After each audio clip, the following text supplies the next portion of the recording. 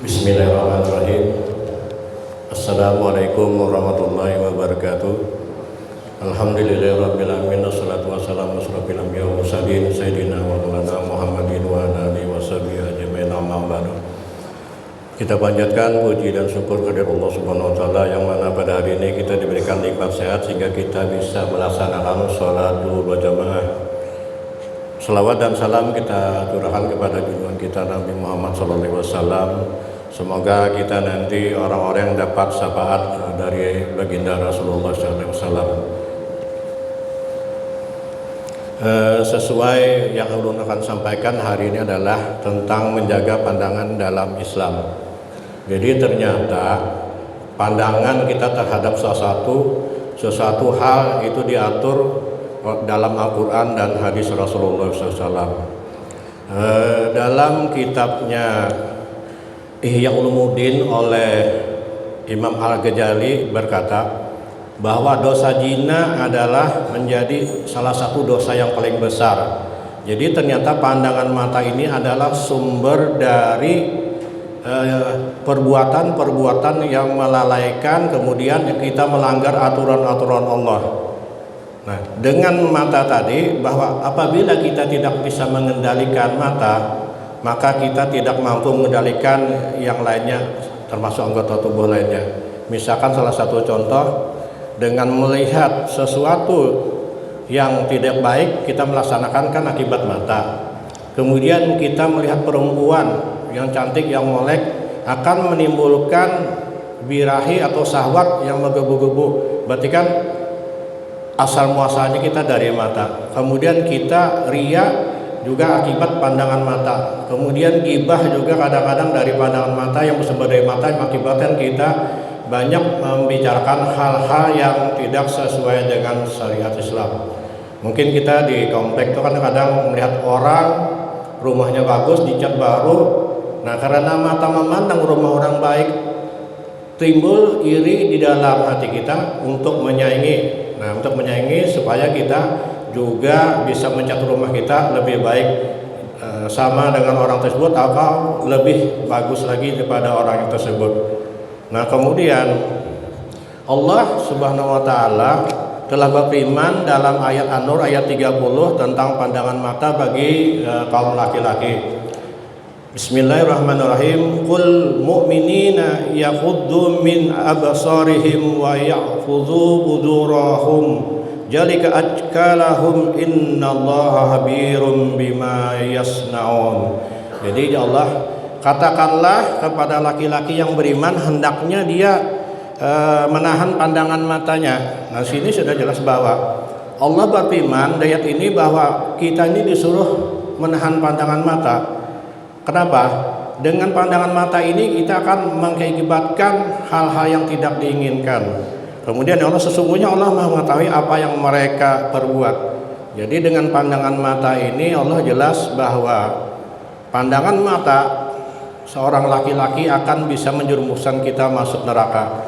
Kenapa? Mungkin melihat hal-hal yang kalau di saat ini kan kita yang paling parah itu sebenarnya bukan melihat langsung manusianya. Kadang-kadang kita di YouTube, di HP itu kita melihat konten-konten yang akan menimbulkan birahi kita yang tidak pantas untuk kita lihat. Cuma kadang-kadang sangat luar biasa bahwa dengan adanya kecanggihan zaman modern ini, mata kita sangat melihat hal yang berbau keharaman. Jadi haram kita memandang syahwat wanita, kemolekan wanita yang tidak bisa menyaring akibat daripada video-video atau TikTok yang telah tersebar di media sosial.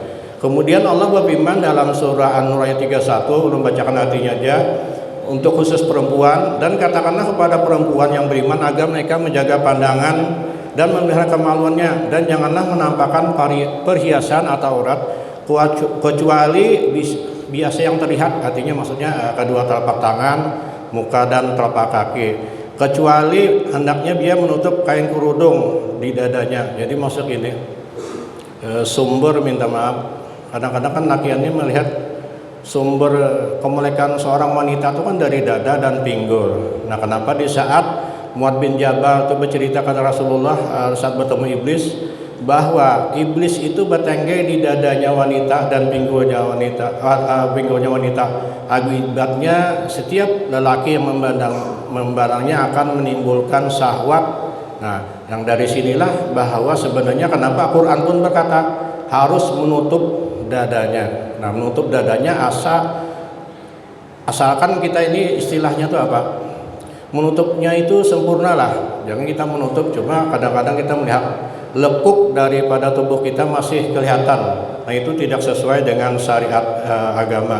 Kemudian apalagi katakan janganlah engkau menampakkan perhiasan aurat kecuali pada suami mereka, kepada ayah mereka, ayah suami mereka, putra-putra mereka, putra-putri suami mereka, kemudian putra saudara laki mereka atau putra saudara perempuan mereka, atau pada perempuan Islam mereka atau hamba sahaya yang memiliki atau para lelaki yang tua tidak ada lagi nafsu. Nah, di sini diatur bahwa untuk wanita itu tidak boleh memandang selain pada yang diperintahkan Allah dalam surah An-Nur ayat 31 tadi, kepada suami, kepada orang tua suami, kemudian mintuha, kemudian anak laki-laki dari suami, anak laki-laki di perempuan, kemudian dari saudara perempuan, kemudian hamba sahaya, kemudian pembantu yang sudah tua. Jadi jelas bahwa Allah telah mengatur semua apa-apa yang kita lihat. Tidak boleh kita melebihi ataupun memandang sesuatu itu kita akan menimbulkan hasad yang akibatnya menimbulkan keharaman yang akan ditimbulkan. Nah, gara-gara mata kita akan bisa berbuat berzina, memperkosa. Nah, kemudian dengan mata juga kita bisa membayangkan berhubungan suami istri dengan membayangkan orang lain. Nah, ini kadang-kadang hal-hal inilah yang kadang-kadang kita tak bisa kontrol karena memang nafsu yang utamaan kita ini kan karena nafsu. Nah, diberi nafsu inilah kemuliaan seorang hamba, seorang manusia. Apabila kita bisa mengalahkan nafsu kita ini, maka kita akan selamat. Kalau dibandingkan iblis kan malaikat beda, dia tidak punya nafsu. Jadi kemuliaan seorang manusia itu adalah di nafsu yang bisa kita tahan. Kemudian Nabi Shallallahu Alaihi Wasallam bersabda dalam hadis riwayat Al-Hakim bahwa jaru sahmun min sihamin iblisa masmumatun faman tarakaha min khaufillah asabahu jalla wa azza imanan yajidu khalawatahu fi qalbih. Jadi ya Rasulullah, memandang wanita itu adalah panah beracun dari berbagai macam panahnya iblis. Nah, jadi memandang wanita itu kata Rasulullah adalah ibarat panah beracun dari berbagai macam panah iblis. Barang siapa yang meninggalkan karena takut kepada Allah, maka Allah akan memberikan balasan iman kepadanya yang terasa manis baginya.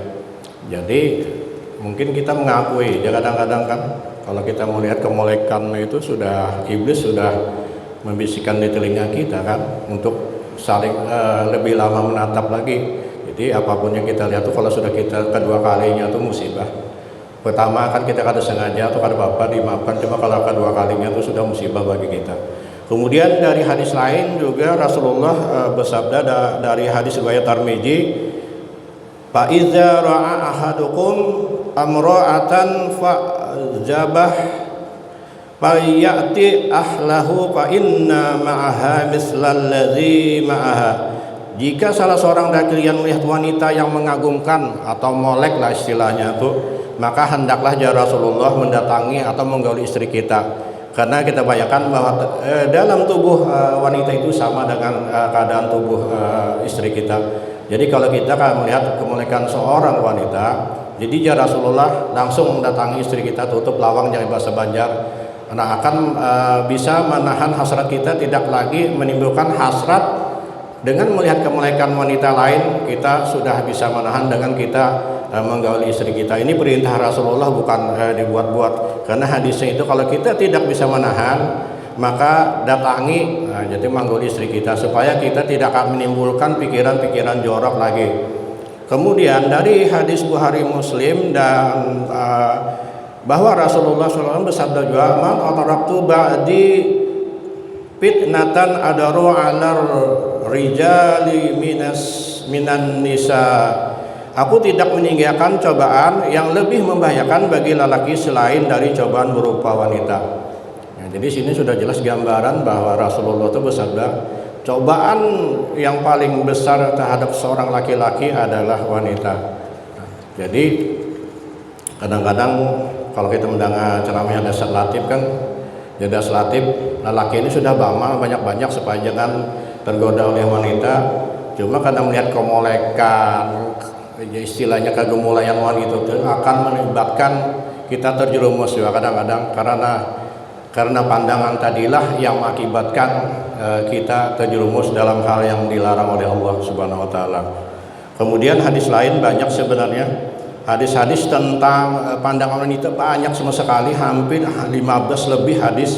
Jadi hadis ini mengenai tentang pandangan aja. Salah satunya mungkin yang oleh ada hadis riwayat Ahmad, al-ainu tajni wal qalbu yarji fazinal aini nazar wajinal qalbi tamanna wal fadhu sudatakum ma hunalika aw yukazzabuh. Jadi ya Rasulullah, mata itu jinah, kemudian hati juga berjinah. Nah ternyata mata ini adalah sumber jinah juga. Kadang-kadang kan kalau kita melihat hal yang mengakibatkan nafsu kita tidak bisa ditahan, apa akhirnya memperkosa orang. Kemudian kadang-kadang melakukan hal-hal yang di luar batas terhadap perempuan. Jadi apa maksudnya? Bahwa jinah mata itu adalah yang diharamkan. Ya salah satu pandangan tadi, memandang yang tidak memandang wanita yang tidak sesuai, menimbulkan birahi, akhirnya itu adalah diharamkan. Kemudian kalau jinah hati adalah dengan membayangkan, yaitu pemicu syahwat tadi. Jadi bahwa hati itu jinahnya membayangkan yang memicu syahwat kita akan menimbulkan birahi yang akibatnya bisa membuat hal-hal yang tidak pantas terhadap wanita. Nah, jadi kalau kita lihat dari semua hadis ini, rata-rata ini bahwa banyak hadis ini sebenarnya marahnya ke perempuan.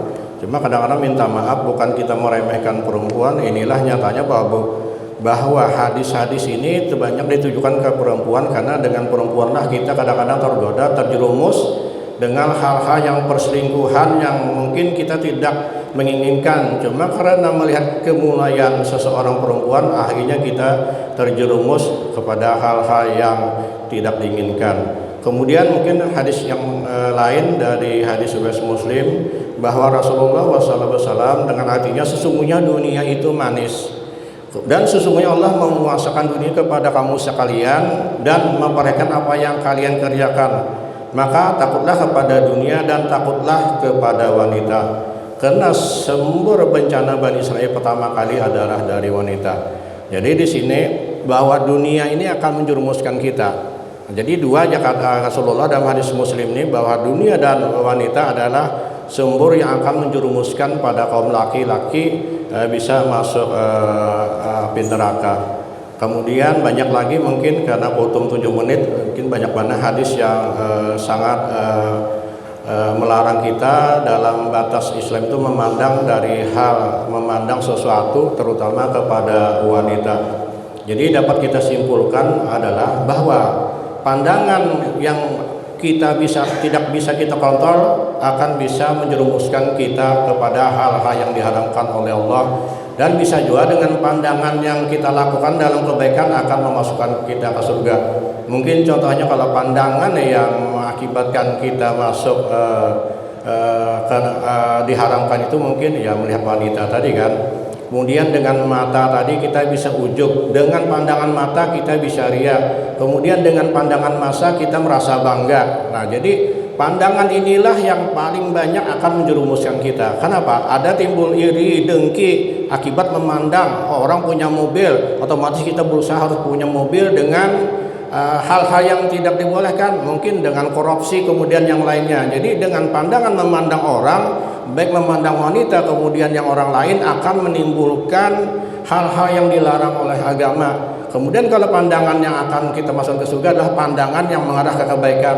Mungkin ada tulisan mungkin pembangunan masjid. Nah, kita ternyata dengan melihat, memandang, ternyata kita tergerak hatinya untuk apa? Untuk menyumbang. Nah, kemudian satu lagi mungkin yang hadis yang diriwayatkan oleh dari Ummu Salamah. Kemudian di saat itu Hafsah itu bersama Rasulullah. Nah ternyata di saat itu Umi Kalsum ini kan seorang buta masuk ke Rasulullah. Kemudian Nabi bersabda, wahai kalian berdua, Hafsah kalian berdua, berhijablah. Kemudian yang Hafsah tadi bertanya kepada Rasulullah, wahai Rasulullah, kan dia buta, apakah kamu buta juga? Nah bayangkan dengan sahabat Nabi yang buta masuk tadi, Hafsah disuruh berhijab. Kemudian kenapa? Walaupun dia tidak melihat, tadi sahabat Nabi bahwa tidak boleh. Bayangkan buta aja kita, misalnya seorang wanita tidak dibolehkan Rasulullah, kenapa lagi yang kita misalkan melihat ini. Jadi larangan-larangan bahwa Rasulullah di saat kita memandang itu akan membahayakan kita semua. Mungkin itu yang ulun sampaikan, yang dapat ulun sampaikan. Kebenaran yang ulun sampaikan adalah milik Allah. Kesalahan yang ulun sampaikan adalah dari pribadi ulun sendiri. Kita tutup dengan doa kafaratul majlis. Subhanakallahumma wa bihamdika asyhadu an la ilaha illa anta astaghfiruka wa atubu ilaik. Assalamualaikum warahmatullahi wabarakatuh.